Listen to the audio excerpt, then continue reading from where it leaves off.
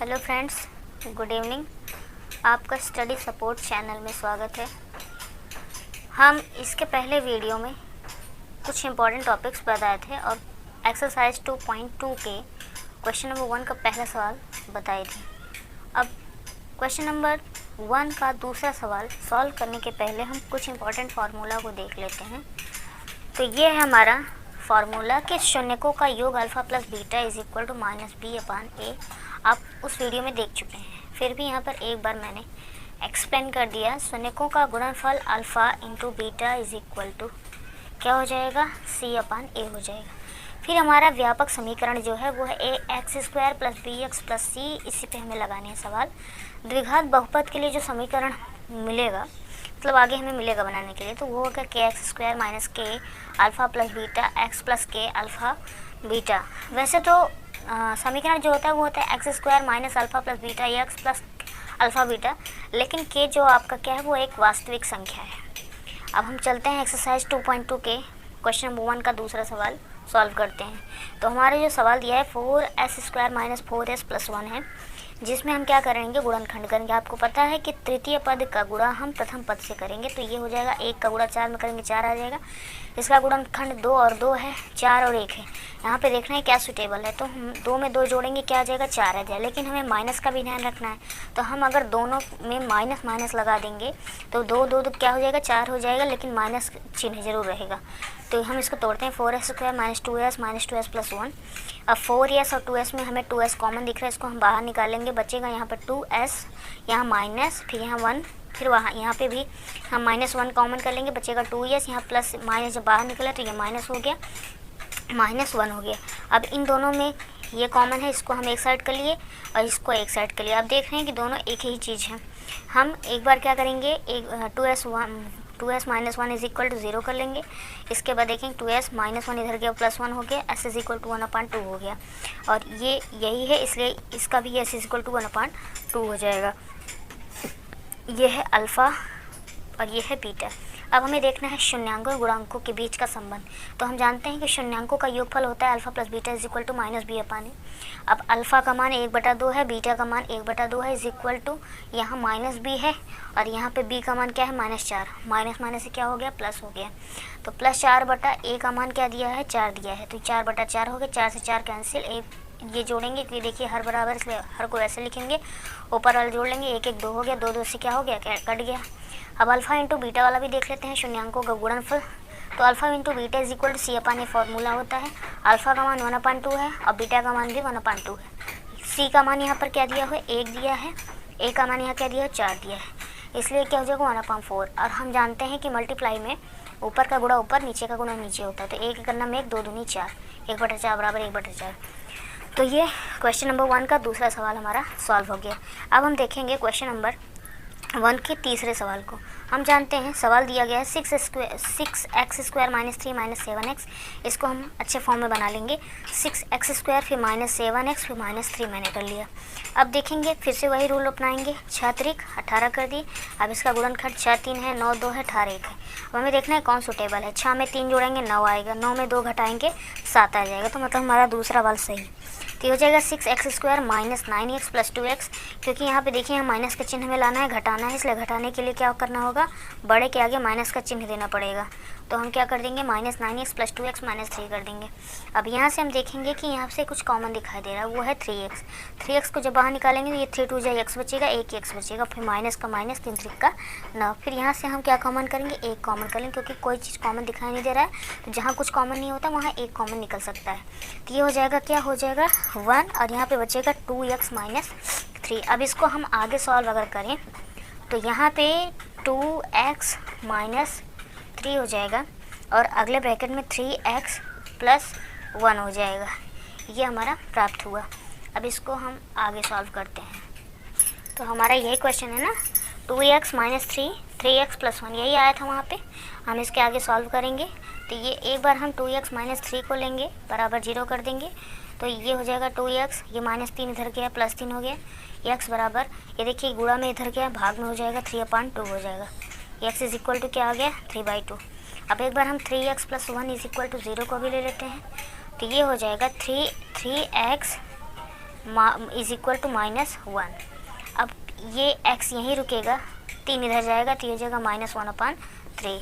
इसका मतलब कि ये हमारा अल्फ़ा है, ये हमारा बीटा है। तो हमारा अल्फ़ा और बीटा निकल आया। अब हम थोड़ा सा शून्यांकों के संबंध के बारे में भी डिस्कस कर लेते हैं। तो अल्फ़ा क्या है आपका 3/2 है, फिर प्लस बीटा का मान क्या है -1/3 है। फिर यहाँ पे देखेंगे जो हमारा a है, सवाल में आप देखेंगे a हमारा क्या दिया है 6, b हमारा क्या दिया है -7, c हमारा क्या दिया है -3। ये हमारा ABC का मान है। तो हम आगे लगाते हैं, -b है ना, तो ये हो जाएगा माइनस, और ये ब्रैकेट में -7/a का मान क्या है 6 है। अब देखिए इसमें हर नहीं बराबर है, इसको पहले हम ऐसे लिख लेते हैं -1/3, क्योंकि आप जानते हैं प्लस माइनस से माइनस हो जाएगा, और ये क्या हो जाएगा 7/6 हो जाएगा। अब हम भिन्न का घटाना लगाते हैं, 3 त्रिक 9 हो जाएगा, -2 1 2, 3 दूनी 6, 7/6। अब आगे देखते हैं, 9 में से 2 गए, 7/6 बराबर 7/6। आप देख रहे हैं इनके बीच संबंध स्थापित हो गया। अब थोड़ा सा शून्यांकों का गुणनफल भी देख लेते हैं हम। यहाँ पे अल्फ़ा का मान कितना है 3/2 है, इंटू बीटा का मान क्या है 1/3 है, इज इक्वल टू सी का मान क्या है -3 अपान ए का मान क्या है 6 है। अब देखेंगे 3 3 से क्या हो गया, कैंसिल हो गया, 3 1 3, 3 दूनी 6, यहाँ बचा -1/2, और यहाँ भी क्या बचा -1/2। तो ये भी हमारा सवाल क्या हो गया, सॉल्व हो गया। अब हम क्वेश्चन नंबर 1 का चौथा सवाल सॉल्व करेंगे। चौथा सवाल हमारा दिया है 4u² + 8u। अब इसको हम सॉल्व करें, तो इसको हम चाहें तो इसको इज इक्वल टू 0 भी लिख सकते हैं, लेकिन अभी फ़िलहाल कोई बात नहीं। चलिए यहाँ से हम कुछ कॉमन देख रहे हैं, वो है 4 और u। जब यहाँ से 4 और u को कॉमन निकालेंगे तो ये बचेगा u + 2, यही बचेगा। अब एक बार हम 4u = 0 कर लेते हैं, और एक बार u + 2 = 0 कर लेते हैं। तो जब हम 4u = 0 करेंगे तो u = 0 पाएंगे, और जब हम u ये -+2 इधर जाएगा क्या हो जाएगा, तो ये हमारा अल्फ़ा हो गया, ये हमारा बीटा हो गया। अब हम शून्यांकों का संबंध देख लेते हैं। तो हम जानते हैं कि ये अल्फ़ा + बीटा = -b/a होता है। अल्फ़ा 0 है और बीटा -2 है। b आपका यहाँ पर क्या है, a लिख लेते हैं, a है 4, b है 8, c नहीं दिया है इसलिए ये क्या हो गया 0 हो गया। -b कितना दिया है -8 ये क्या है a क्या है 4 है। अब यहाँ पे प्लस माइनस से -2 हो गया, 4 1 4, 4 दूनी 8, ये हो गया -2। देखिए हमारा संबंध स्थापित हो गया। अब ये भी देख लेते हैं, अल्फ़ा × बीटा = क्या आता है c/a आता है। तो अल्फ़ा क्या है हमारा 0 है, इंटू बीटा क्या है इंटू -2 = c क्या है 0 है अपान 4। ये 0 हो जाएगा, क्योंकि 0 में किसी भी चीज़ का गुणा करेंगे वो 0 हो जाएगा, और भाग भी क्या हो जाएगा 0। तो ये भी हमारा क्या हो गया, संबंध स्थापित हो गया। अब हम क्वेश्चन नंबर 1 का 5वां सवाल लगाएंगे। ये क्वेश्चन नंबर 5 है। तो t² = ये -15 इधर जाएगा क्या हो जाएगा +15, और हम जानते हैं कि यदि इधर स्क्वायर होता है तो इधर जाकर स्क्वायर रूट हो जाता है। तो इसका हमारा क्या आ गया +-15 आ गया। मतलब एक बार t = √15 रखेंगे, और एक बार t = -√15। ये अल्फ़ा का मान समझ लीजिए, और ये बीटा का मान। अब हम इसको क्या करते हैं, शून्यांकों और गुणांकों के बीच संबंध देखते हैं। अल्फ़ा का मान क्या है +√15 -√15 = देख लेते हैं, a = 1, b = 0, c = -15। यहाँ पर देख रहे हैं आप t² दिया, लेकिन t वाला नहीं दिया है, डायरेक्ट कांस्टेंट वैल्यू दिया है। अब देखिए इज इक्वल टू -b क्या है 0 है, तो -0 अपान 1 हो जाएगा। 15 में √15 घटाएंगे 0 आएगा, ये भी 0। तो हमारा क्या हो गया, प्रूफ हो गया। अब अल्फ़ा × बीटा का देख लेते हैं। अल्फ़ा क्या है √15 इंटू ये हो जाएगा -√15 इज इक्वल टू c क्या है हमारा -15 है, a क्या है 1 है। अब हम जानते हैं कि अंडर रूट का मल्टीप्लाई अंडर रूट में होता है तो वो पूर्णांक बन जाता है, मतलब अंडर रूट हट जाएगा, बचेगा 15, और इधर हम 15 इसको ऐसे लिख सकते हैं। ये भी हमारा क्या हो गया, प्रूफ हो गया। अब हम क्वेश्चन नंबर पहले का 6 वाला लगाएंगे। 3x² minus x minus 4। अब इसको हम गुणनखंड करेंगे तो ये हो जाएगा 4 तियाई 12। तो इसका हम गुणनखंड 3 चौक 12, 6 दूनी 12, 12 एक नम 12। तो इसमें देखेंगे क्या -1 लाना है, तो 4 में से 3 घटा देते हैं तो ये हो जाएगा 3x।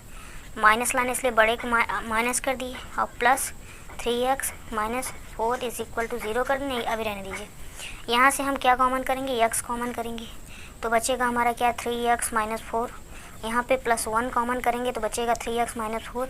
अब यहाँ पे देख रहे हैं 3x माइनस 4 और यहाँ अगले ब्रैकेट में x + 1। अगर आप देखते हैं कि दोनों ब्रैकेट में वैल्यू अगर समान आते हैं तो इसका मतलब आपका गुणनखंड सही है। अब एक बार हम 3x minus 4 is equal to 0 ले लेते हैं, फिर 3x इज इक्वल टू 4 हो जाएगा, x इज इक्वल टू 4/3 हो जाएगा। ये हमारा पहला आ गया, इसको हम अल्फ़ा भी कहेंगे। ये हमारा क्या है, ये अल्फ़ा भी हो गया। अब एक बार हम x + 1 इज इक्वल टू 0 रखते हैं, x इज इक्वल टू -1, इसको हम बीटा कहेंगे। अब ये भी प्रूफ कर लेते हैं। हम जानते हैं हमारा सूत्र क्या है, alpha plus beta is equal to -b/a है। अल्फ़ा क्या हमारा आया है 4/3 प्लस बीटा क्या है -1 आया है, इज इक्वल टू यहाँ पे देख लेते हैं a बराबर 3, क्या है यहाँ पे लिख देते हैं a बराबर 3, b बराबर -1, c बराबर -4। यही है हमारा। अब इसमें रख देते हैं -b। b क्या है, माइनस क्या हो जाएगा, ये हो जाएगा +1 अपान a का मान क्या है 3 है, इसको ऐसे बदल लीजिए तो ये जाएगा +-4/3 -1 बटा ऐसे कर लीजिए, ये बटा हो गया 1/3 और ये हो जाएगा 4 - 3 एकन्नम 3/3 इज इक्वल टू 1/3। 4 में से 3 गया 1/3, यहाँ भी 1/3। ये देखिए ये क्या आ गया हमारा, समान मिल गया। अब अल्फ़ा इंटू बीटा वाला देख लेते हैं। Alpha into beta is equal to c/a होता है। अल्फ़ा का मान 4/3 है और बीटा का मान -1 है। c हमारा क्या है, c हमारा -4 है और a 3 है। अब यहाँ पे मल्टीप्लाई करेंगे तो 4 का गुणा 1 में करेंगे 4 ही आएगा, 4/3, यहाँ -4/3। तो ये था क्वेश्चन नंबर 1 के सारे सवाल। अब हम क्वेश्चन नंबर 2 के सारे सवाल को देखेंगे। क्वेश्चन नंबर 2 का पहला सवाल, इसमें हमें द्विघात बहुपद ज्ञात करना है। तो ये हमारा शून्यकों का योगफल और गुणनफल दोनों दिया है, 1/4 और -1 है। हम जानते हैं कि शून्यकों का जो योगफल होता है वो alpha plus beta is equal to -b/a is equal to क्या हो जाएगा 1/4 और गुणनफल -1 है। अब हम सूत्र जानते हैं कि x² minus k alpha plus beta bracket के बाहर x plus k alpha beta. अब जानते हैं यहाँ पे हम तुलना करेंगे, a की जगह k, b की जगह इतना पूरा और c की जगह k अल्फ़ा बीटा पूरा हो जाएगा। अब a बराबर यहाँ पे देखिए क्या दिया है 4 दिया है, तो b बराबर, क्योंकि आप माने हैं बराबर k है तो k की जगह क्या रख देंगे, सब जगह 4 रख देंगे। अब आइए हम क्वेश्चन को सॉल्व करते हैं। सबका मान व्यापक समीकरण में, व्यापक समीकरण ax² plus bx plus c में रखने पर यहाँ लिख देंगे। अब देखिए हमारा सूत्र क्या है, ax है, a की जगह क्या है 4, अब x² लिख देंगे, फिर यहाँ b की जगह क्या है -4 अल्फ़ा प्लस बीटा ब्रैकेट के बाहर x plus 4 alpha beta is equal to क्या हो जाएगा 0 हो जाएगा। हो जाएगा 4x² -4 अल्फ़ा प्लस बीटा की जगह क्या है 1/4 x प्लस 4 अल्फ़ा बीटा की जगह क्या है -1 इज इक्वल टू 0। अब 4x², ये 4 से कैंसिल हो गया, बचा -x और ये प्लस माइनस -4 एकन्नम 4। यही आपका क्या हो गया, समीकरण हो गया। यही हमको बनाना था। अब हम क्वेश्चन नंबर 2 का दूसरा सवाल लगाएंगे। तो ये है हमारा आज का अंतिम सवाल, इसके बाद कल लगाएंगे √2 और 1/3। ये दो शून्यांक हमें दिए गए हैं। चलिए अब अगली बार के जैसे इस बार फिर से सॉल्व करना चालू करते हैं। हम जानते हैं alpha plus beta is equal to क्या हो जाता है √2, alpha into beta is equal to क्या हो जाता है 1/3। फिर से हम कंपेयरिंग करते हैं, a इज इक्वल टू, यहाँ से देखिए a is equal to k, b is equal to -k alpha plus beta, c is equal to k alpha beta. यहीं पे देख लीजिए, इसी को कंपेयरिंग मैंने यहाँ पे किया है। अब a बराबर यहाँ पे देखेंगे, ये क्या होता है c/a होता है और ये क्या होता है -b/a होता है। a क्या है यहाँ पर 3 है, तो हम a बराबर 3 मानेंगे, तो b बराबर -3 अल्फ़ा प्लस बीटा, c बराबर क्या हो जाएगा 3 अल्फ़ा बीटा। अब चलिए हम समीकरण बना लेते हैं। समीकरण A X square plus B X plus C में रखने पर, अब ए क्या है हमारा 3x स्क्वायर प्लस बी क्या है हमारा, ब्रैकेट में कर दीजिए, नहीं माइनस यहाँ लिख दीजिए, -3 अल्फ़ा प्लस बीटा और plus 3 alpha beta is equal to 0 कर देंगे। ये तो 3x स्क्वायर हो जाएगा, -3 अल्फ़ा प्लस बीटा की जगह पे क्या है √2 है, ये x प्लस 3 है, अल्फ़ा बीटा की जगह क्या है 1/3 है, इज इक्वल टू 0। आप जानते हैं 3 से कैंसिल हो जाएगा, तो बचेगा 3x स्क्वायर -3 √2x और प्लस 1 इज इक्वल टू 0। ये रहा आज के क्वेश्चन नंबर 2 का दूसरा सवाल। आज के लिए बस इतना ही, अब अगला सवाल कल। धन्यवाद।